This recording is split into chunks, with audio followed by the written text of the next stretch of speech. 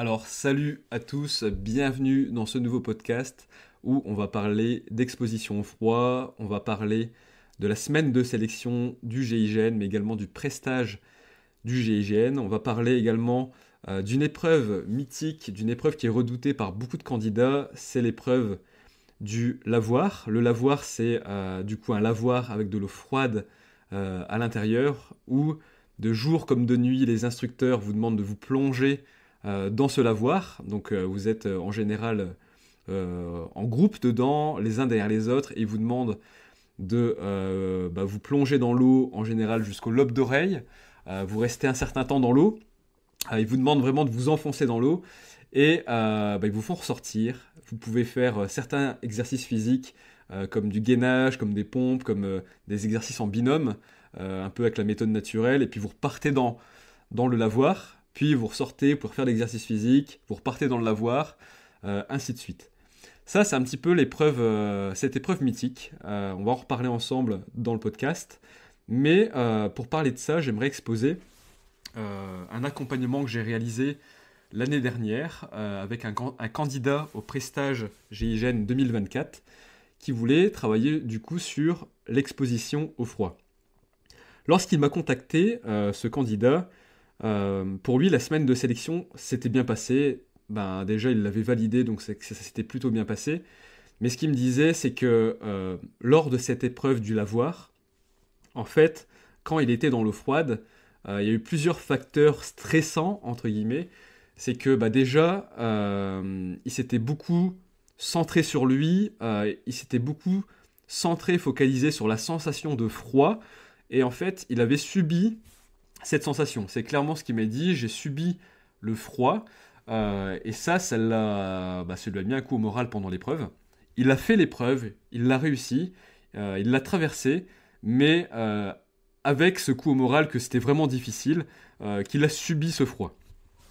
Ensuite, le deuxième facteur de stress, c'est que lorsqu'il était dans le lavoir, déjà c'était la nuit, donc ça peut participer, et il voyait un instructeur en face de lui qui gueulait sur eux pour leur demander de s'enfoncer davantage dans l'eau, de bien se mettre jusqu'au lobe d'oreille, et il pensait que c'était pour lui, parce que l'instructeur était en face de lui, il pensait qu'il le regardait lui, il s'avérera ensuite que c'était pas pour lui, mais comme il le prenait pour lui, ça lui avait mis la pression encore davantage, et ça lui a paru beaucoup plus long ce temps dans l'eau froide.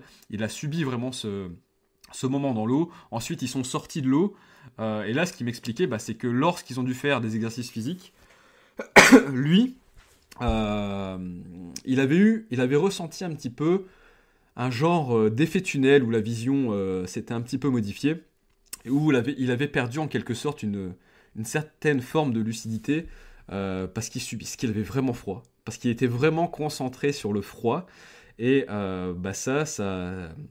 voilà, ça lui a fait baisser son énergie, il était vraiment pas au meilleur de lui-même. Ils sont repartis ensuite dans l'eau. Ensuite, les instructeurs leur ont dit, je me rappelle peut-être pas de tout exactement, mais ils leur ont dit, voilà, c'est terminé, vous repartez au camp. Et puis, quelques dizaines de mètres plus loin, et ils leur ont dit, allez, on y retourne. Et là, en fait, c'était vraiment, franchement, dur pour lui, parce que déjà que ça venait d'être difficile avant, en sachant qu'il faut y repartir, ils l'ont refait. Puis après, vraiment, là, ils sont repartis. Ils sont repartis à leur campement. Voilà un petit peu pour le déroulé de lui dans la semaine de test de sélection.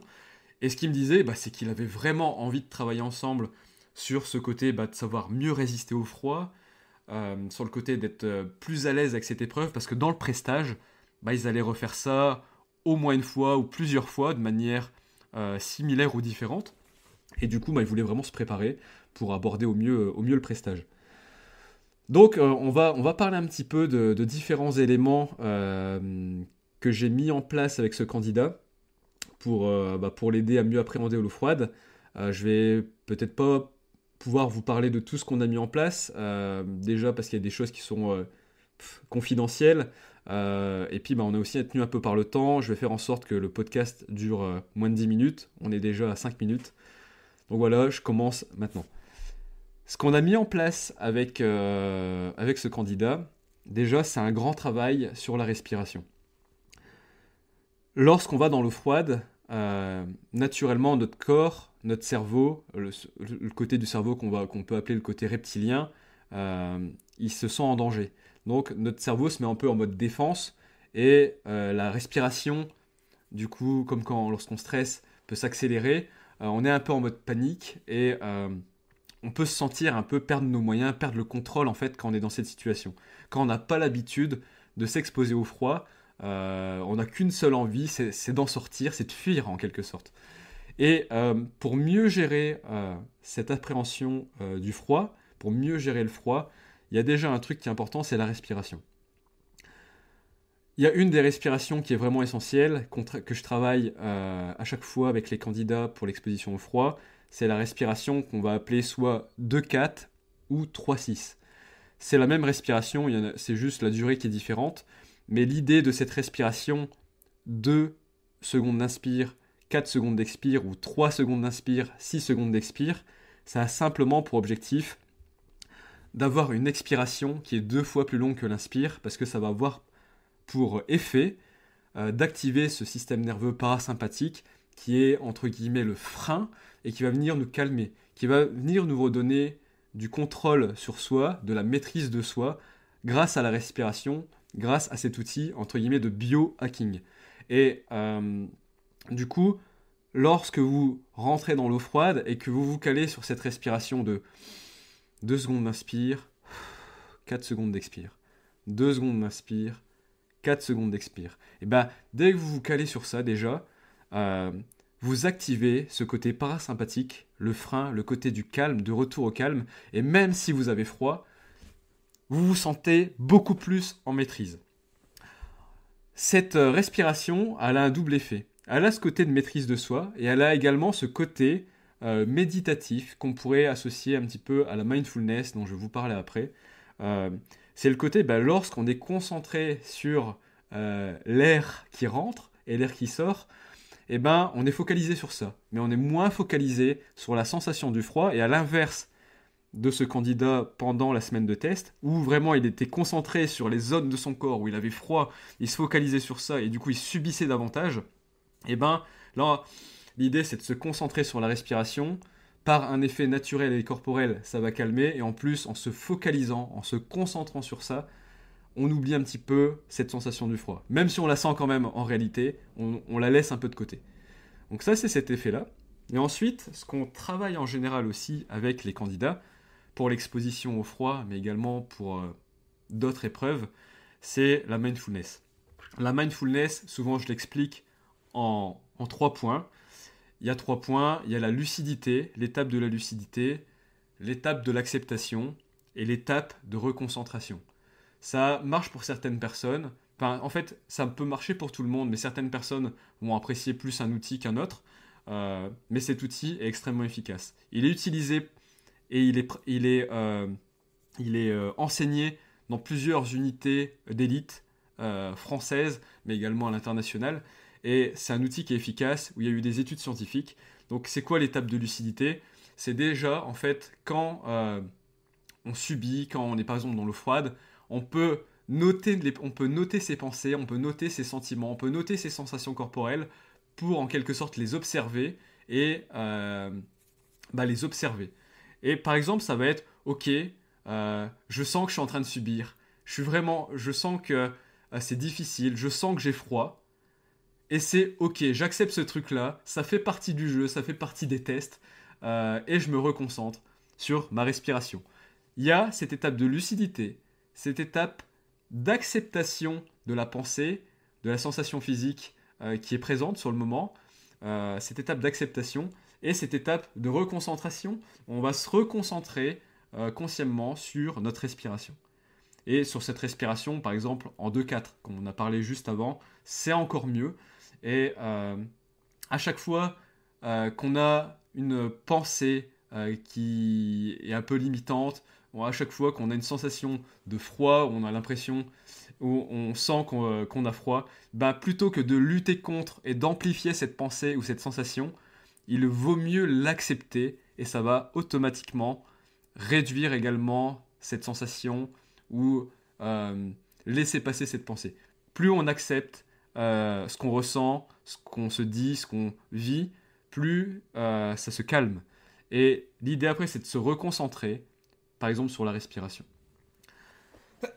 Une chose que j'enseignais justement et que je partageais avec une personne avec qui j'ai fait une séance, avec un autre candidat du coup que celui dont je vous parlais juste avant, c'est que pour ces moments difficiles, ce qui peut être intéressant également, c'est avec la mindfulness, c'est quand vous êtes lucide, que vous notez les pensées que vous avez, que vous notez les sensations de froid, les sensations physiques, et ben que vous les acceptez, que vous dites ok, je note que j'ai vraiment froid, j'accepte ce truc-là, et vous reconcentrez par exemple sur un point d'attention externe, par exemple sur le regard de l'instructeur, et ben plutôt que de vous concentrer sur sur un truc où vous êtes associé, sur un point à l'intérieur de vous, si vous vous reconcentrez sur quelque chose d'externe, ça va avoir tendance à vous détacher de vos sensations physiques.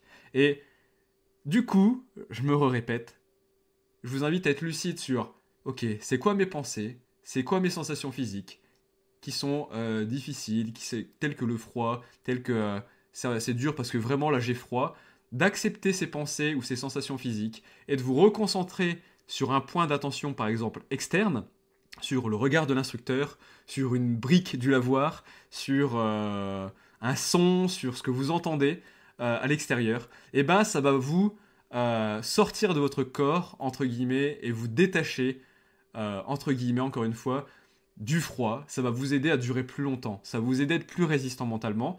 Et c'est ces deux principes que j'avais envie de vous partager dans ce podcast. C'est l'aspect de la respiration, c'est l'aspect de la mindfulness, qui sont des outils vraiment intéressants à travailler pour l'exposition au froid. Il y a encore plein d'autres outils que je transmets aux candidats, qui sont parfois plus poussés, qui prennent parfois beaucoup plus de temps. Ça, c'est du pratico-pratique, on va dire. Donc c'est ce que je voulais vous partager dans ce podcast. Si vous avez apprécié ce podcast, eh bien, écoutez, je vous invite, si vous le pouvez, à mettre un j'aime, à laisser un commentaire, à éventuellement me suggérer d'autres idées de podcast en commentaire sur des thématiques qui pourraient vous intéresser, sur des thématiques qui vous questionnent, sur lesquelles vous aimeriez peut-être mieux vous préparer. Voilà, sachez que pour moi, c'est avec plaisir que je vous partage ça. Je vous en ferai d'autres assez régulièrement, en allant comme ça assez en profondeur sur ces sujets-là. Moi, j'aime bien parler de manière spontanée. J'ai pas pris de notes. Je me rappelle juste des séances que j'ai réalisées avec les candidats. Et voilà. Si vous-même, ça vous intéresserait d'être accompagné, n'hésitez pas non plus à me contacter via mon mail, contact@mentalops.fr ou directement sur les réseaux sociaux. Allez, bonne journée à vous. Salut, salut.